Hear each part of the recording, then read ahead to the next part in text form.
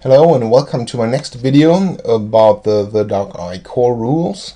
Still in a chapter about the cultures, and I've been through the human cultures, and now we're going to talk about the Elven cultures and the Dwarven cultures. And there are three different Elven cultures. The first one here is the Elven, which is Lee Elves. Lee Elves were the name in the old translation of the rules to English, and they live in the northern part of Aventuria, not very high north. They live along the rivers and lakes, live from fishing and growing foods and such. They are well known for their skills in making cloth and in building bows. They are the remains of an ancient old civilization of Elven, which lived similar to humans. The Elven now are all very much in tune with nature and don't have big cities or something. They live in small tribes, and once upon a time, but they had really big cities, and what you can build when everybody in your society is able to attune to magic and is able to use magic. But over the centuries and through wars and betrayal and misfortune, this all crumbled, and it was a horrible experience, and it brought them to the conclusion that this kind of lifestyle is just wrong, and they started to live more in tune with nature. And now they are the Lee Elven who live on rivers in small tribes and don't have no longer these big cities and creating these great magical artifacts and stuff like that. And another Elven culture is the Fien Elfen. They live in the high north, some of them so high north that they live in ice all year long. They are also remains of this old, highly developed civilization. They are also in tune with nature and love their homes and where they're living and their families and their tribes they're living with, but they have a more of a dark touch about them, to me at least, because they're living in this very brutal environment. I mean, high north, where is ice most of the time, and this has had an effect on them.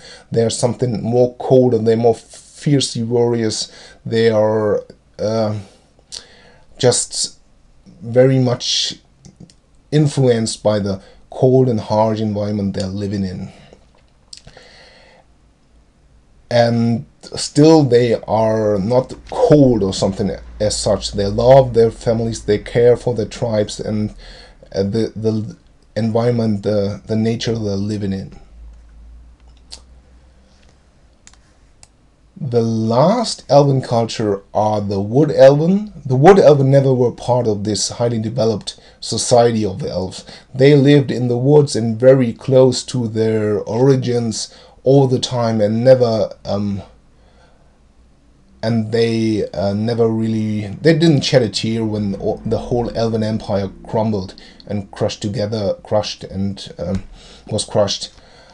And they are very, very, very attuned to nature and have a very special world view, and they are all of the Elven because they are so close to nature, and their beliefs and their morals are so different from human. They're all difficult to play if you want to play them according to the lore of the world, according to how they are described in the source books. The Wood Elven are probably the most difficult. They're very strange, and when you play Wood Elven, you probably have someone who is like an outcast or very special among them, to be able to be around humans and live with them. That's the Elven culture. There's one more. There in the 4th edition there was one more Elven culture, but it was not that popular and not one of them. It was rather new. It was first described in the 4th edition, I think, and they left it out for this. I don't know if they're bringing it back, maybe in a source book about Elven, but here there are only 3 Elven cultures. The next cultures are the Dwarven. There are also 3 Dwarven cultures, and the first one are the Anvil Dwarven. The Anvil Dwarves are like they're like you would expect. They live in the mountains, deep under the earth. They are stubborn as hell. They never. They're always in for a fight, dressed in their chainmail that has been passed down to them over from generation to generation, with a huge axe or 2-handed hammer in their hand. And they are pretty wild and probably the most adventurous among the dwarves.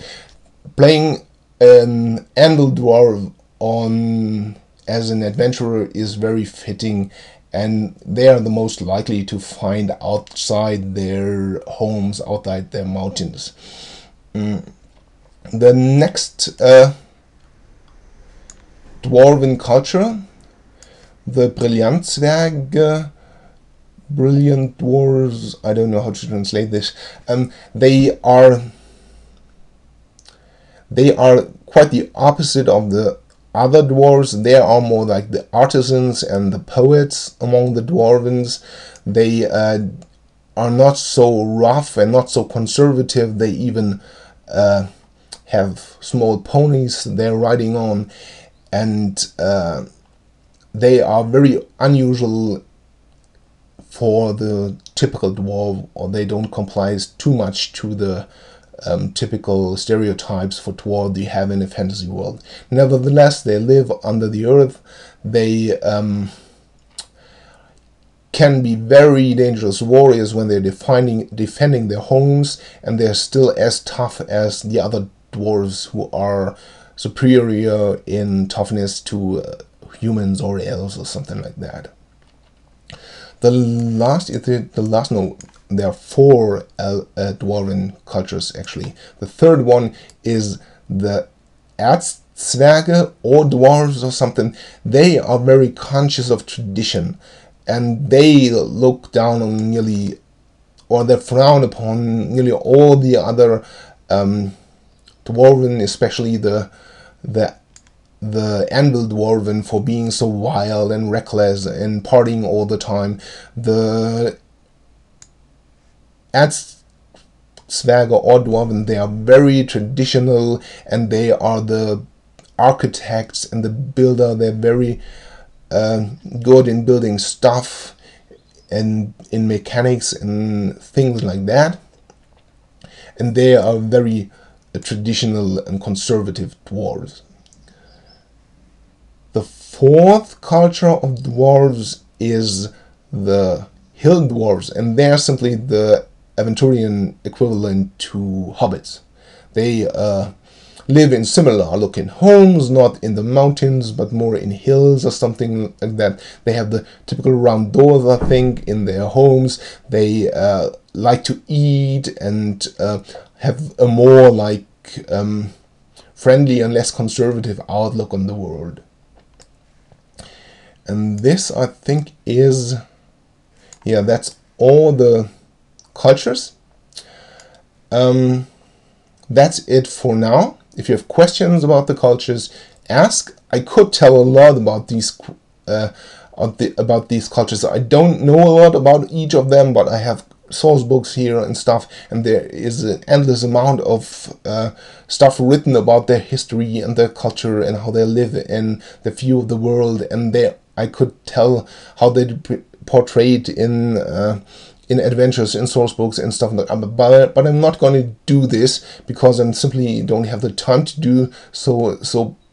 Please don't expect me to answer too detailed or to answer at all. If you're asking certain questions, you can ask nearly everything. There is an answer to a lot of there is a lot of information I could give about them, but this would be like I could endlessly answer questions, and I'm not going to do this. Still, if you have something which I said was unclear or something, then feel free to ask, and I try to answer that. Else, this will be the last video for now. I've taken a lot of the day to